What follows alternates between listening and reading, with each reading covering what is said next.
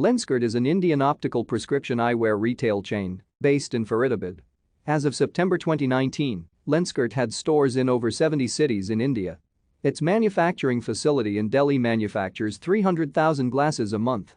Lenskart also has a factory in Zhengzhou which manufactures about 20% of its frames. The company had a valuation of $1.5 billion by December 2019 after SoftBank invested around $275 million. Piyush Bansal, a former Microsoft employee, founded Lenskart in 2010 along with Amit Chaudhary and Sumit Kapahi. In 2020, Lenskart generated total revenue of Rs.1000 crore.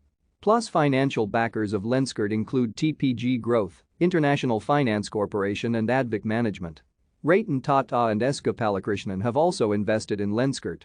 In March 2018, Wipro chairman Azim Premji invested 400 crore in the group, taking the valuation of the company to 3,000 crore. In 2018, the company became profitable.